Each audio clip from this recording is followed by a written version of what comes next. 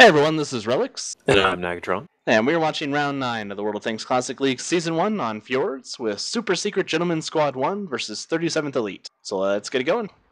Alright, starting out with Super Secret Gentleman Squad, we have 150B, 1E100, 3 IS-7s, 2 T-110s, a 261 for artillery, and 2 scouts, a 1390 and a T-50-2.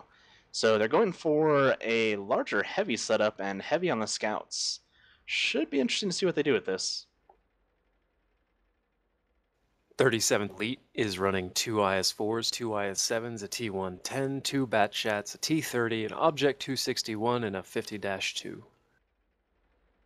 Looks like 50-2 was trying to get in a nice little pocket of bushes up there without being seen, but he has been counterlit by SSGS's own scout. We got some dueling 50-2s going on. It was something I saw as really important for this map. In the event that the team on the one side brought a 50-2 and the team on the two side didn't, pretty much the game would already be in the one side's hands. You can actually light everything coming up that hill within the first 30 to 40 seconds of the game. And unless another scout is up there to stop you from doing it, that means however many arty you bring gets a free shot on however many tanks are going up that. And if you don't take that hill, you're definitely going to lose this map. A little bit of a scout battle going on here. I'm thinking he's going to regret stopping behind that rock.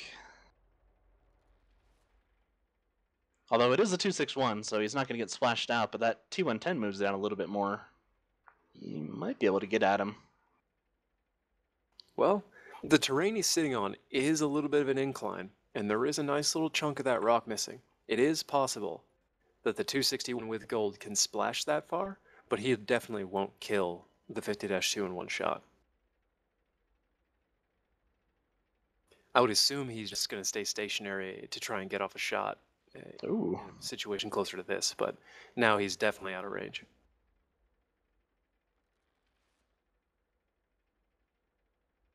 Smart move by 37's 50-2, getting out of there pretty much as soon as he was unlit.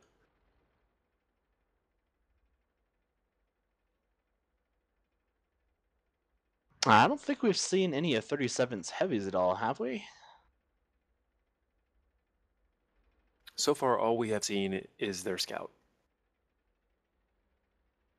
Oh, here we go. Pretty deep into their backfield here. Oh, wow. I was not expecting that. Nor was I. Ooh, there's the 261 shot.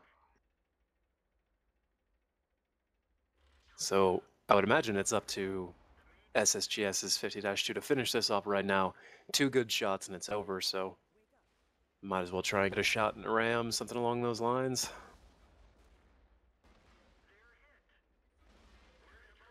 Oh, wow. Quite the little duel. Snapshot there. Ended up catching him in the track.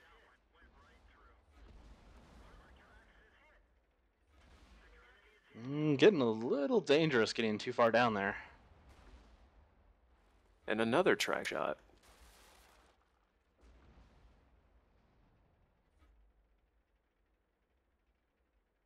.37 Scout lives to fight another day. Or at least another 11 minutes. And 12 seconds. It's a lifetime. 10 minutes is a fantastic lifespan for a 50-2. Usually when you're driving, it's like 60 seconds. Well, I am notoriously bad at all tanks. Amen. So it looks like for now we're just kind of feeling each other out. What do you think 37's doing? Are you thinking they're along that 9-0 line? Really, the only thing I can think is that they've essentially got maybe the T-110 and both Batchats up there on the north A8. Well, there's one Batchat. I think the 50-2 trying to do another little bush camo there, but wasn't quite hidden enough. But I'm pretty sure the absolute rest of 37th is probably tucked in behind that hill at the 9 line. They're just using their to try and get some extra lights on stuff and pound it out with a 261 before it actually engages. Otherwise, they've given up a large portion of the map, and they can't be in very good positions. Yeah, and I can't imagine that they're trying to go for a turtle strategy at all. I mean, they haven't lost any tanks at this point, and they didn't bring a lineup specifically to hold behind that hill. I mean, you wouldn't typically bring 2 mediums if you're just going to sit back there. I'm thinking that initial scouting that we first saw where the 250-2s lit each other was probably a really big key to their strategy, and they really needed him not to get lit up there. Yeah, I think you're right with that. They wanted him to be passive in that bush so they could basically own the entirety of the hill. At which point, 2 bat chats up there, and maybe even a T-30, which would be a pretty smart move, would be able to rain on anything in view from the top, because it would all be getting lit by that 50-2 that would have been in C7. Yeah.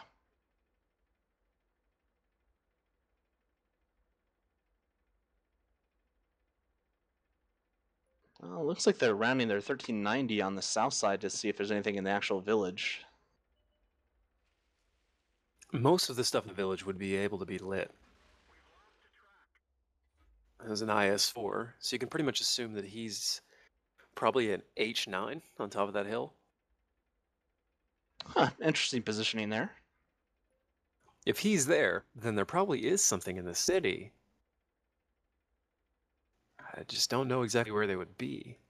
Most of that stuff, if it was in any of the conventional positions, like on the backside of the hill especially, it would have been lit by SSGS's 50-2 already. Yeah. It is smart of them not to be on that backside of the hill, though, because this 261 you can get all the way over to A6 and get direct shots on it. You'll see that a lot in standard matches where people go along there and you just bring your artillery right along and pound away at them.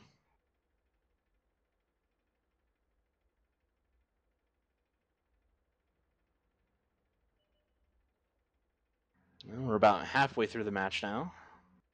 Well, halfway through the timer at least.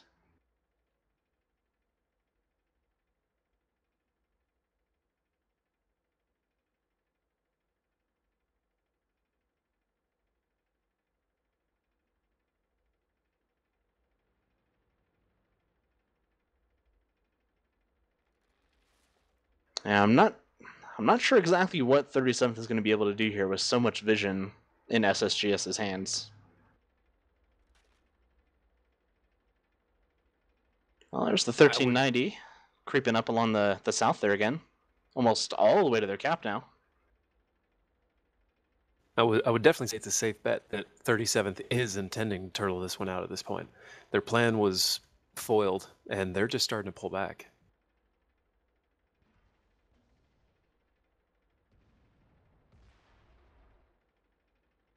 And you were exactly right about that IS-4 being on top of that hill there.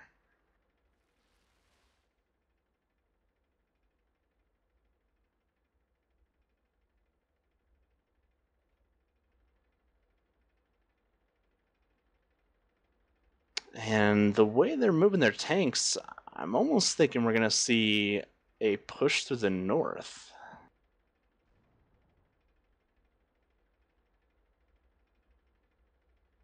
Just come right around the top of that hill where they don't have to worry about getting sniped.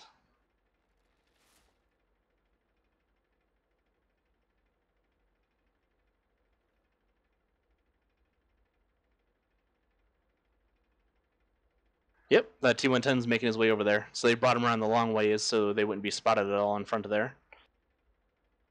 Although we're not seeing our friend the Batchat up there anymore. Good odds that he's back, either in that little cove at the top of A8 with the other Batchat, maybe. Although that would be pretty much a sacrifice position in the event that anybody tried to press them. So maybe they're reeling him in behind the hill there. Mountain, more appropriately. It's kind of large to be calling it a hill.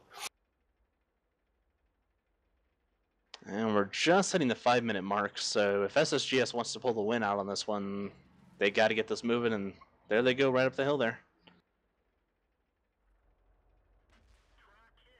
Well, that shot did just hit him, so he is there. He's about to have a big surprise.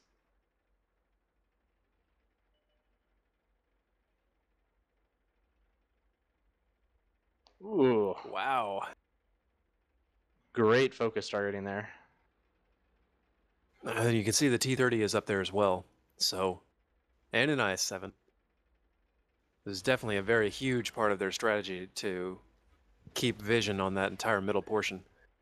And given the position they had those tanks in, it would have been a good one. I think these T-50-2s are destined to fight against each other forever. Oh, never mind. I think that might have been 3, maybe even 4. Oh. Yikes. And an IS-4 ruins all the fun. Why don't you pick on somebody your own size? Oh, wait. I think that was like 3 or 4 penetration, no damages between those 50-2s, though. Yeah, that's what it looked like. Oh, and the artillery is all the way up here. They definitely put a lot of their resources up here in the north. I guess intending to stream down the mountain.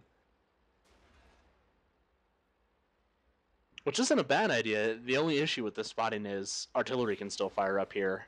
Although there is these rocks to give them a little bit of cover.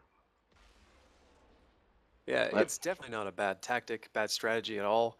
The only problem there is, as we've seen, when an entire plan hinges on one thing happening, you got to make sure that thing happens, and that just wasn't possible with 250-2s being on the map.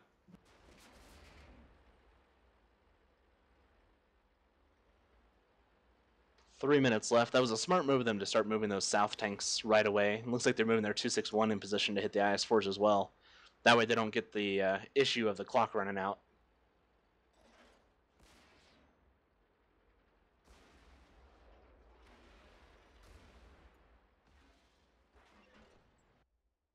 And I think we're going to get some back shots on that IS-4 here in a second. 2 minutes left. It's pretty obvious at this point they're not going to win with, or at least 37's not going to win with taking out tanks.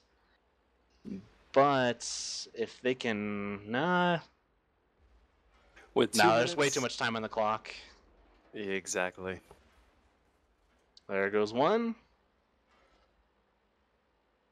Maybe if it was a 2-on-2 or a 2-on-4, maybe you could last a full 2 minutes, but pretty much as soon as it gets in a mismatch, we're talking less than 45 seconds. Yeah. All right, well, great fight, guys. Grats to SSGS1.